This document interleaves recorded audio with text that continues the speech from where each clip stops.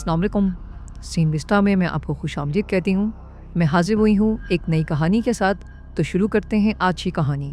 ज़रा सोचो, भविष्य में पृथ्वी को तबाही से बचाने के लिए साइंटिस्ट प्लान बनाएं कि हम पूरे ग्रह को ही किसी दूसरे सूरज के पास ले जाएंगे। कुछ ऐसा ही होता है हमारी आज की कहानी में। कहानी की शुरुआत होती है साल 2061 में। सूरज बहुत तेजी से जल रहा है और जल्द ही उसके टुकड़े टुकड़े हो जाएंगे। इसी वजह से 100 साल के अंदर पूरी धरती का भी सर्वनाश हो जाएगा। पृथ्वी को इस तबाही से बचाने के लिए सारे इंसानों ने अपनी आपसी लड़ाइयां खत्म कर दी और सभी देशों ने मिलकर यूनाइटेड अर्थ गवर्नमेंट यानी UEG का गठन किया। तब से UEG ने वॉन्डरिंग अर्थ प्रोजेक्ट की शुरुआत की, जिसमें वो लोग धरती को एक नए सोलर सिस्टम में ले जाने वाले हैं। ये सोलर सिस्टम काफी दूर है और वहां तक पहुंचने के लिए धरती को कम से कम 20 साल लगेंगे। वहां जाने के लिए पूरी धरती पर 12,000 अर्थ इंजन्स लगाए गए थे।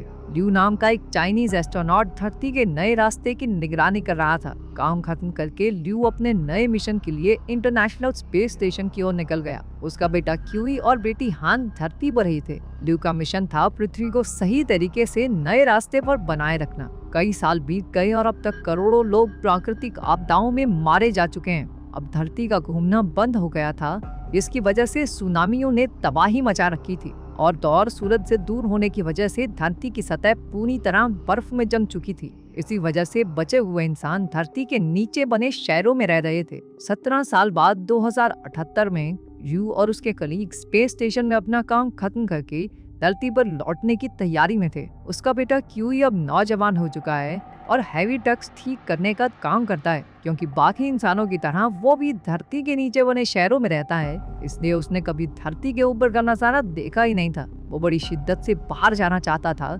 लेकिन मौजूदा हालातों में ऐसा मुमकिन नहीं। लेकिन एक दिन उसने फैसला किया कि बाहर तो वो जाकर रहेगा। उसने गैर कानूनी तरीके से 2 थर्मल सूट और फेक आईडीज चुरा ली। उसकी बहन हान भी उसके साथ थी, जिसने बड़ी चालाकी से अपने दादा ज़ैंग के ट्रक की चाबी और क्लियरेंस पास निकाल लिया। ज़ैंग वॉन्डरिंग अर्थ प्रोजेक्ट का एक ट्रक ड्राइवर था। जब क्यूई और हान ऊपर पहुंचे तो अर्थ इंजन को देखकर उनके होश उड़ गए। इतना बड़ा इंजन उन्होंने आज तक नहीं देखा था और ऐसे ही 12,000 इंजन पूरी धरती पर मौजूद थे। वो दोनों अपने दादा के ट्रक में बैठ गए। क्यूई को ट्रक कुछ खास चलाना नहीं आता था, लेकिन थोड़ी देर चलाने के बाद उसे ट्रक का हिसाब आ गया। पर जल्द ही वो एक चेक पॉइंट पर पकड़े गए और उन्हें जेल में डाल दिया गया। उनके दादा जियांग को ये पता चला तो वो उन्हें बचाने पहुंचा, लेकिन पुलिस वाले को रिश्वत ऑफर करने के लिए उसे भी पकड़कर जेल में डाल दिया गया। आज के दिन धरती जुपिटर के पास से निकलकर एक नए सोलर सिस्टम में जाने वाली थी। पृथ्वी जुपिटर की ग्रेविटी का इस्तेमाल करने वाली थी,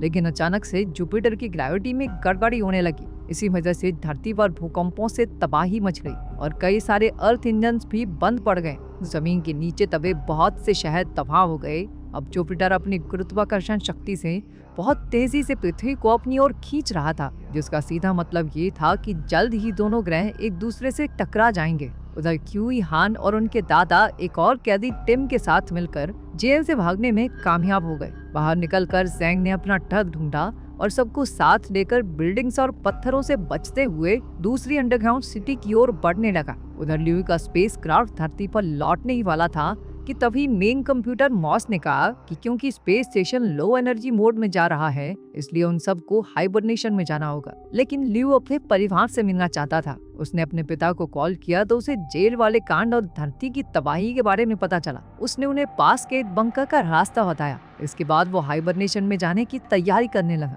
उधर ज़ैंग के ट्रक को चाइनीज सैनिकों की रेस्क्यू टीम ने रोक लिया। उनके कैप्टन वैंग ली ने ऑर्डर दिया कि उन्हें ट्रक में लाइटर कोर नाम का फ्यूल लेकर जाना होगा, जिससे कि बंद हुए अर्थ इंजन्स को फिर से चलाया जा सकता है। मजबूरी में ज़ैंग को मानना पड़ा। जल्द ही ल्यू को उसका पता चल गया और उसने कैप्टन वैंग ली से कहा कि उसके परिवार को बंकर में जाने दे, लेकिन कैप्टन ने उसकी बात ना मानते हुए साफ सीधे तौर पर कहा कि मिशन पूरा होने के बाद ही वो उसके परिवार को जाने देगा। अब ज़ैंग के पास कोई चारा नहीं था तो वो उन्हें शंघाई ले गया। ये शहर अब पूरा का पूरा बर्फ में जम चुका था। फ्लैशबैक में दिखाया जाता है कि कई साल पहले शंघाई में जबरदस्त सुनामी आई थी और पूरा शहर पानी से भर गया था। क्यूई की बहन हान उन्हें वहीं मिली थी। तब ज़ैंग ने उसे गोद ले लिया था कहानी बताते हुए अचानक से भूकंप आ गया और दोनों ओर से बर्फ के पत्थर गिरने लगे। सभी ट्रक से बाहर आकर शंघाई की सबसे बड़ी बिल्डिंग की ओर भागे, लेकिन ये तो बस तबाही की शुरुआत थी। वो बिल्डिंग में ऊपर चढ़ रहे थे, लेकिन आसपास सब जोर जोर से गिरने लगा। उन्होंने लाइटर कोर के साथ एक सुरक्षित जगह पर पहुंचने की कोशिश की, लेकिन रास्ते में ही कुछ सैनिक मारे गए। जैंग जमीन पर अलग से गिरा हुआ था। उसे एहसास हुआ कि उसकी ऑक्सीजन खत्म हो रही है, तो उसने अपना हेलमेट उतार दिया, लेकिन बेहद ठंड की वजह से उसकी मौत हो गई। इसके बाद क्यूई ने अपने दादा की मौत का जिम्मेदार वैंग ली को ठहराया। गुस्से में उसने कैप्टन पर हमला कर दिया, लेकिन क्यूई जल्द ही हार गया। उसने ठान लिया था कि वो इस मिशन पर उनका और साथ नहीं देगा। इसलिए अब सैनिकों की टीम खुद ही लाइटर कोर लेकर अर्थ इंजन की ओर बढ़ने लगी। क्यूई अपनी बहन हान और टिन के साथ वापस घर की ओर चल पड़ा। उधर स्पेस स्टेशन में लियू को मॉस से पता चला कि उसका परिवार गुम हो चुका है और धरती पर तबाही बढ़ती जा रही है।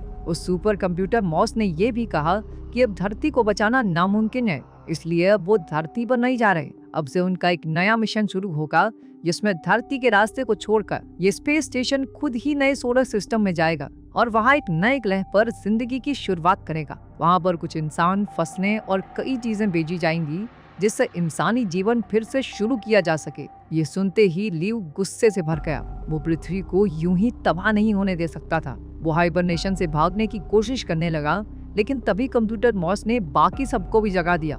लेकिन उसके रशियन टीममेट मार्करोव ने लियू का साथ देने का फैसला किया। उन्होंने स्पेस स्टेशन का एक दरवाजा तोड़ा और स्पेस में उड़ने लगे। अपने दोस्त को कंट्रोल सेंटर तक पहुंचाने के लिए मार्करोव ने अपनी जान की बाजी लगा दी और उसी की वजह से लुई कंट्रोल सेंटर तक पहुंचने में कामयाब हो गया। उधर धरती पर क्यूई और उसके साथियों को एक ट्रक के साथ टूटा हुआ प्लेन मिला। उस प्लेन में एक ही आदमी बचा था, यी, जो एक बहुत बड़ा साइंटिस्ट था। उसने उन सबको बताया कि जुपिटर पृथ्वी को अपनी ओर खींच रहा है, जिसकी वजह से हवाई जहाजों का उड़ना भी अब नामुमकिन है। यी ने उन्हें बताया कि अब पृथ्वी को तबाही से बचाने का एक ही रास्ता है। उसके लिए उन्हें पृथ्वी के बीचों बीच रखे सबसे बड़े अर्थ इंजन तक पहुंचना होगा। ऊपर स्पेस स्टेशन में लियो ने कंट्रोल रूम में जाकर मॉस को कंट्रोल करने की कोशिश की, लेकिन मॉस ने कहा कि वो सिर्फ यूनाइटेड अर्थ गवर्नमेंट के ऑर्डर्स फॉलो कर रहा है। दूसरी ओर चाइनीज सैनिकों की टीम ने अपनी मंजिल पर पहुंचकर देखा कि पूरा शहर लावा से पिघलकर राख हो चुका था। वहां के अर्थ इंजन को बचाना अब नामुमकिन था। कुछ देर बाद एक और सैनिक की मौत हो गई। धीरे धीरे सबकी हिम्मत टूटने लगी थी। गुस्से और फ्रस्ट्रेशन में एक फौजी ने लाइटर कोर फ्यूल पर ही गोली चलाकर उसे तोड़ दिया, लेकिन तभी क्यूई अपने साथियों के साथ वहां पहुंच गया। उसने सैनिकों को सबसे बड़े अर्थ इंजन के बारे में बताया। कैप्टन वैन ली को उसका ये आइडिया पसंद आया और वो सब मिलकर पृथ्वी के बीचों बीच रखे इंजन की ओर बढ़ने लगे। वहां पहुंचकर उन्हें पता चला कि बाकी टीम्स ने पहले ही इंजन्स को ठीक कर दिया है, लेकिन सभी इंजन्स की ताकत को मिलाकर भी पृथ्वी को जुपिटर से टकराने से रोकना मुश्किल हो रहा था। ऊपर स्पेस स्टेशन में सुपर कंप्यूटर मॉस ने ल्यू को बताया कि अब किसी भी तरीके से धरती को तबाह होने से नहीं बचाया जा सकता। मॉस ने पूरी धरती पर मैसेज भेज दिया कि सिर्फ 7 दिन में धरती जुपिटर से टकराकर नष्ट हो जाएगी। ये खबर सुनकर क्यू खुद को संभाल नहीं पाया। उसने कहा कि असल में उनके पास सिर्फ एक ही दिन बचा है, क्योंकि जुपिटर बहुत तेजी से धरती को अपनी ओर खींच रहा था। जब वो आसमान में जुपिटर को पास आते देख रहा था, तो अचानक उसके दिमाग में एक आइडिया आया। जुपिटर पृथ्वी से बहुत ज्यादा मात्रा में ऑक्सीजन खींच रहा था। अगर वहां आग लगा दी जाए तो जबरदस्त विस्फोट होगा,